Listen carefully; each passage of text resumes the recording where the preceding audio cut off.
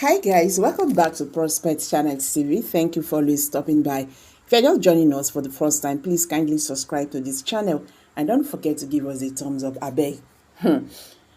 Waiting you are about to watch could shock you. What is actually going on in Finland? The Finland government versus Simon Ekpa and Nigerian government. Okay guys, let's go there. I will be right back. Thank you. Imagine sitting in a foreign courtroom, your freedom hanging by a thread, while an entire nation's hope rests on your shoulders. That was the reality on September 28, 2025, when Simon Ekpa, one of the most controversial and talked about figures in Africa, faced a legal storm in Finland. But what happened inside that courtroom was not just another routine case. It was explosive, emotional, and historic. His lawyer, Kaarle Gummerus, dropped a bombshell that could completely change the direction of this trial. The Nigerian government, desperate to paint Simon as a criminal, claimed they had arrested a man known as Commander Gentle and tied him directly to Simon. But here's the shocking twist. There is no picture, no video, no proof that this so-called commander was ever arrested. Nothing. Just words. And Gummerus stood up and tore that narrative apart, calling out the Nigerian state for fabricating evidence, for using torture, and for trying to criminalize humanitarian support as terrorism. This is bigger than just one man's trial. It is about history, about justice, and about a people who have been silenced for more than 50 years. To understand why this moment sent shockwaves across Biafran communities from Enugu to London, from Aba to Houston, you need to remember the past. The starvation of millions during the Civil War, the persecution of voices like Nnamdi Kanu, and the constant cycle of arrests and killings in southeastern Nigeria. And then came the most emotional moment of all. Simon, weary from months behind bars, looked his lawyer in the eye and asked a simple but heartbreaking question. Do you really believe in my innocence? What happened next silenced the room. Gummerus told him he wasn't just a client, he was a liberation fighter. He even admitted he would defend Simon without pay if it came to that, because the cause itself mattered. For Simon, it was a rare moment of hope in the darkness. For millions of Biafrans, it was validation. This is not just a courtroom drama, it's a global turning point. If Simon wins, it could shatter Nigeria's narrative and give legitimacy to the Biafran struggle. If he loses, the persecution will only deepen. So the question is, will Finland's courtroom deliver justice, or will history repeat itself? Stay with me, because what you're about to hear next might change the way you see this entire struggle forever. On September 28, 2025, Simon Ekpa's lawyer, identified as Kaarle Gummerus, revealed new explosive evidence to defend Simon Ekpa in his appeal case in Finland. Central to the case is the arrest of Commander Gentle by Nigerian security forces, which the prosecution wants to use as evidence against Simon Ekpa. Kaarle Gummerus argued that the Nigerian government has not proven they actually arrested Gentle, since no face or proof of identity has been publicly shown, making their evidence unreliable. Even if Gentle was arrested, Kaarle Gummerus stressed that any confession obtained in Nigerian custody is questionable due to human rights abuses and torture, referencing similar treatment of Nnamdi Kanu by the DSS. Simon Ekpa admitted sending money to Gentle but clarified it was for humanitarian support in southeastern Nigeria, not for arms purchase, and there are no records linking him to weapons transactions. Kaarle Gummerus positioned Simon Ekpa as a human rights activist, legally entitled to interact with various groups in pursuit of advocacy. which should not criminalize him. The prosecution linked Simon Ekpa to the Biafran Liberation Army, BLA, but Carla Gumerus dismissed it, saying it was not an official army, but just a loosely organized group anyone could label. During their discussion, Simon Ekpa asked his lawyer Carl Gumerus if he truly believed in his innocence. Carl Gumerus responded that he saw Simon Ekpa as someone fighting for liberation, not just as a client. Simon Ekpa questioned whether his lawyer was only after money. Calgary assured him he cared about his professional success rate and even offered to support Simon Ekpa for free at some stages, making Simon Ekpa emotional and grateful. Carla Gumerus advised Simon Ekpa to remain calm, respectful, and let him handle the legal battle as more sensitive evidence would be presented in court soon.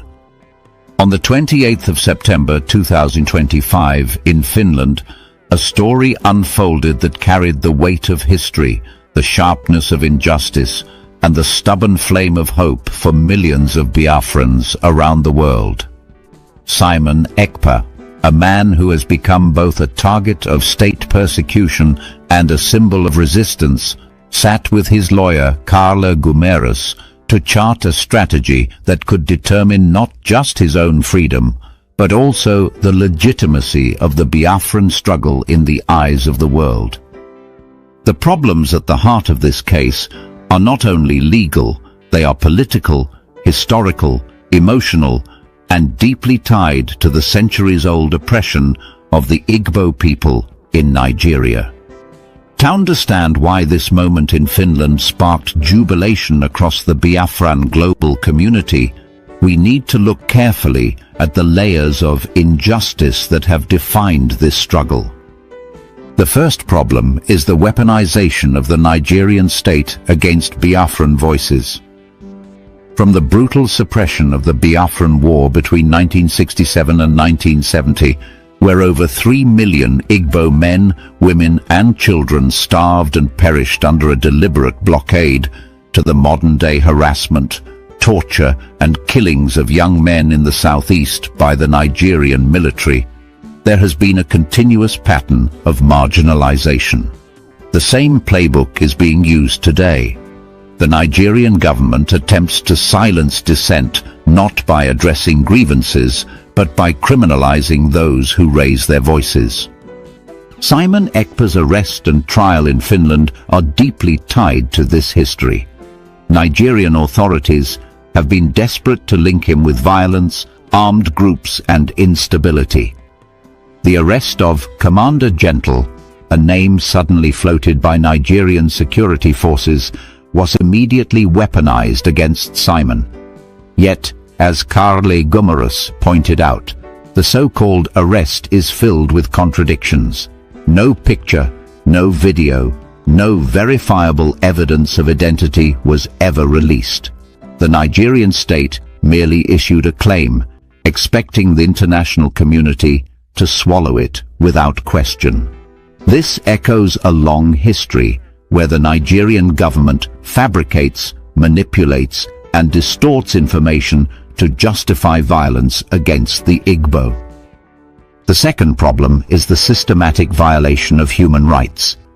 Even if Commander Gentle had been arrested, can any confession extracted under the custody of the Department of State Services, DSS, in Nigeria be trusted? The world has already seen the treatment of Nnamdi Kanu, who was abducted through extraordinary rendition from Kenya in 2021 and subjected to degrading, inhumane treatment in solitary confinement for years. Reports from Amnesty International and human rights defenders have consistently shown that torture, forced confessions, and abuse are standard tactics of Nigerian security services. What then is the value of any evidence born out of such torture chambers? This was exactly the point Gumerus drove home. The third problem is the deliberate attempt to erase the distinction between humanitarian support and criminal activity. Simon Ekpa admitted that he sent money to people in the southeast, including Commander Gentle. But here is the truth. That money was not for weapons. It was for survival. Anyone who knows the situation in Igbo land understands the economic siege, the roadblocks, the military checkpoints where extortion is daily bread, and the abandoned youths who live without hope. For Simon, sending money was an act of solidarity, of brotherhood, and of compassion. Yet Nigerian prosecutors want to twist that into terrorism. This is where the historical wound cuts deepest. The Nigerian state has always punished the Igbo for organizing, for supporting one another, for daring to dream of dignity. During the Civil War, when the blockade caused starvation, international humanitarian aid flights were bombed. Children died with swollen stomachs because relief was denied. Today, when Biafrans abroad send money to their homeland, the state labels it as terrorism. It is the same cruel logic dressed in modern language. Carlo Gumerus, with his calm reasoning, dismantled this false narrative. He told the court that Simon was not a warlord, but a human rights activist. He reminded them that international law protects the right to advocate, to communicate, and to support communities in distress. To criminalize such actions is to criminalize humanity itself. The Nigerian government tried to link Simon to the so-called Biafran Liberation Army, but as Gumerus cleverly explained, this army is not an organized force. It is a loose phrase, sometimes used by the media, sometimes by security agents, sometimes even by criminals who want to mislead people. Anyone can label themselves as BLA, but that does not make it a structured organization. To pin Simon to it is dishonest. It is an attempt to create guilt by association. At the emotional core of this story was the private exchange between Simon and Carla. Simon, weighed down by months of incarceration and endless propaganda against him, asked his lawyer if he truly believed in his innocence. This was not the question of a guilty man. It was the cry of someone fighting a battle larger than himself. Carl's answer was moving. He said he saw Simon not just as a client, but as a liberation fighter. He admitted that his motivation went beyond money, even offering to stand by Simon without charge at certain points because the cause itself mattered to him. This moment broke Simon's heart. For once, he felt not just like a prisoner in a foreign land, but like a human being whose struggle was recognized. It gave him renewed energy to continue, and it gave Biafrans across the world reason to celebrate. In Finland, supporters danced and waved Biafran flags. In London, in Houston, in Johannesburg, people raised their voices on social media, declaring that this was the turning point. The consequences of this case are far-reaching. If the appeal succeeds, it will not only free Simon Ekpa, but also dismantle the narrative Nigeria has built against the Biafran movement. It will show that the world cannot simply accept every lie from Abuja as truth. It will open doors for further legal and diplomatic recognition of the plight of Biafrans. But if the case goes the other way, the consequences will be dangerous. It would embolden the Nigerian state to continue its persecution. It would mean more arbitrary arrests, more torture, more killings in the southeast. It would also set a precedent where diaspora activists could be criminalized for speaking truth to power. So the question is, are there solutions? Yes, there are. The first is legal. With a strong lawyer like Carla Gumerus, the chances of victory in court are very high. The second is diplomatic. Already, Biafran groups are engaging with the European Union, the United Nations, and human rights organizations to expose Nigeria's abuses. The third is moral and inspirational. Biafrans themselves must not give up. They must continue to speak, to write, to protest, and to support one another. Freedom is never given. It is taken by the determined. To every Biafran reading this story, the message is clear. You are not forgotten. The same way the Jews came out of the Holocaust with dignity, the same way South Africans came out of apartheid with victory, so too will the Igbo people and the Biafra nation rise. You may be beaten today, but you are not broken.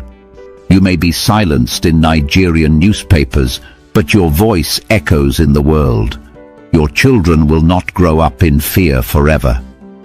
Simon Ekpa's battle in Finland is your battle. His courage is your courage. His tears are your tears. And when victory comes, it will belong to all Biafrans. The story of Simon Ekpa's legal battle in Finland cannot be told in isolation. To fully understand why the courtroom exchange between Simon and Carla Gumarus ignited such jubilation, we must return to the origins of the Biafran struggle. This is because what is playing out in 2025 in a European courtroom is not simply about one man. It is about a people who have lived under oppression, exclusion, and calculated violence for more than half a century. When the Nigerian Civil War broke out in 1967, it was not because the Igbo people woke up one morning and decided to secede.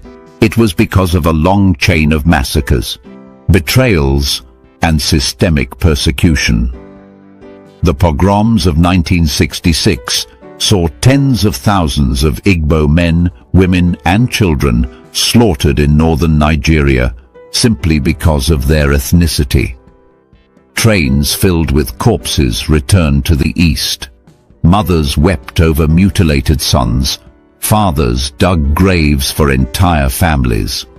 It was a nightmare so deep that the declaration of Biafra was seen as the only way to preserve existence. Yet instead of negotiation, the Nigerian state responded with war. Between 1967 and 1970, Nigeria unleashed a blockade, cutting off food, medicine, and supplies to the east. Starvation became a weapon of mass destruction. Children's stomachs swelled from kwashiorkor. Mothers watched helplessly as their babies died in their arms. Over 3 million Biafrans perished in those 3 years. This was not just a war, it was genocide. The Nigerian government, backed by Britain and other foreign allies, carried out the atrocities with cold calculation.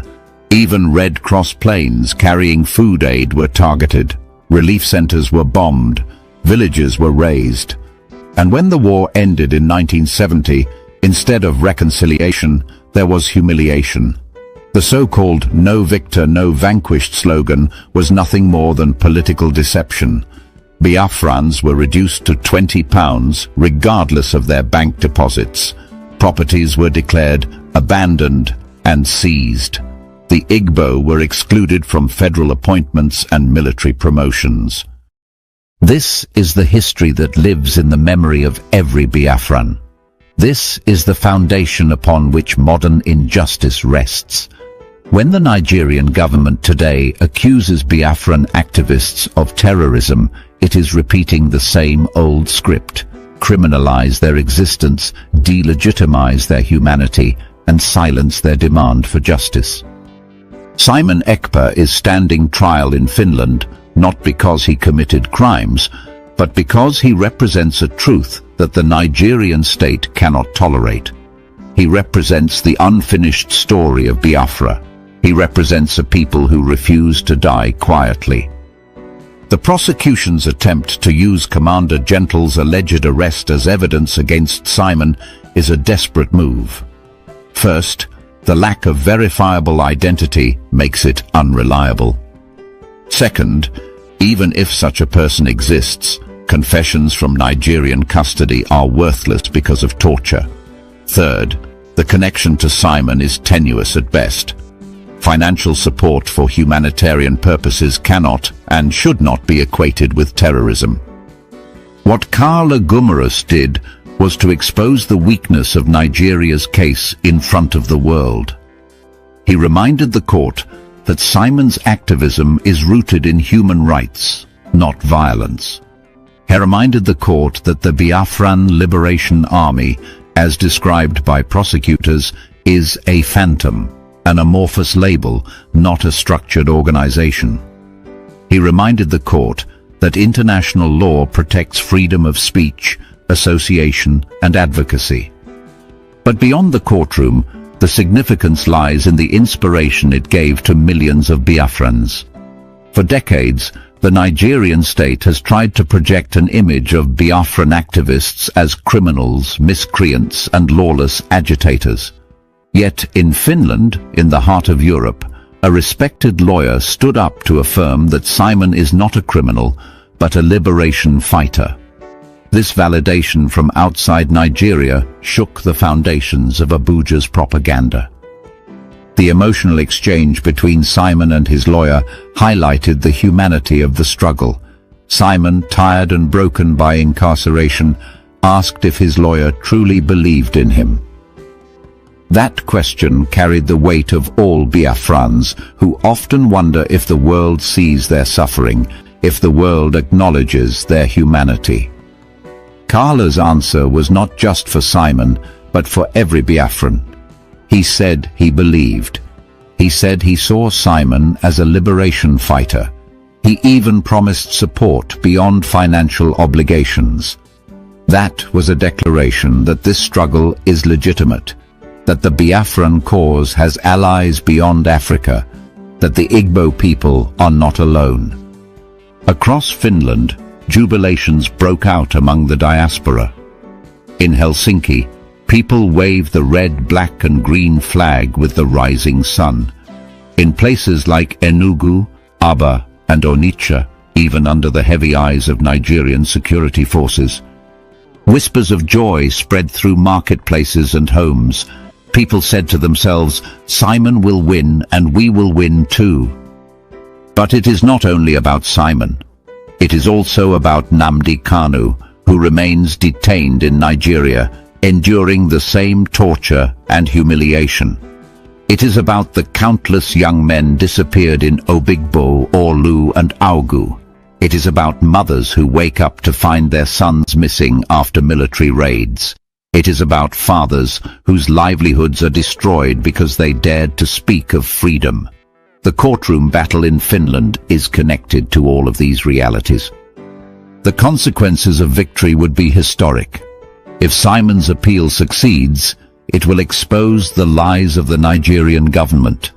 It will weaken the international narrative that has painted Biafrans as terrorists. It will open space for global discussions on the legitimacy of self-determination for Biafra. It will inspire even more courage in the southeast.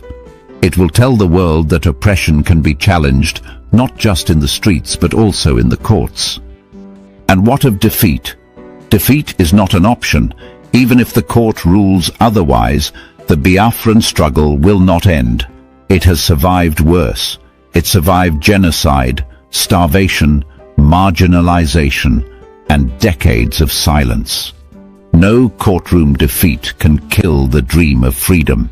In fact, every act of injustice only deepens the determination. Every prison cell only strengthens the resolve. Every bullet fired only fertilizes the soil of resistance. So where are the solutions? They are in the unity of the Biafran people. They are in the courage to keep speaking even when silenced. They are in the discipline to distinguish between violent opportunists and genuine freedom fighters. They are in the wisdom to use every legal, diplomatic and political channel to advance the cause. And they are in the faith that freedom is not a question of if, but when. To every Biafran facing marginalization, torture and rejection, this message is for you. You are not worthless. You are not powerless. You are heirs to a proud civilization, descendants of a people who resisted slavery, colonialism, and genocide. You carry the fire of resilience in your blood. The Nigerian government may try to crush your dignity, but dignity cannot be killed. It is eternal. Remember the words of history. South Africa endured apartheid for decades, but freedom came. India lived under British colonialism, but freedom came. Palestine still struggles today, but the voice of justice continues to echo. And so will Biafra. Simon Ekpa's joy in Finland is a reminder that even in exile, even in captivity, even in the face of global conspiracies, hope can never be extinguished. The road is long, but every step brings us closer. The chains of oppression may seem heavy, but they are not unbreakable. The lies of the Nigerian state may seem loud, but truth will always outlive propaganda. The story of Biafra is not a story of defeat. It is a story of survival. It is a story of resilience. It is a story of a people who will never forget who they are. And as the court in Finland prepares to hear more evidence, as Simon prepares to stand with courage, as Biafrans across the globe prepare to keep resisting, one truth stands tall. Freedom is coming. No oppressor in history has ever defeated the spirit of a determined people. Nigeria will not be the first.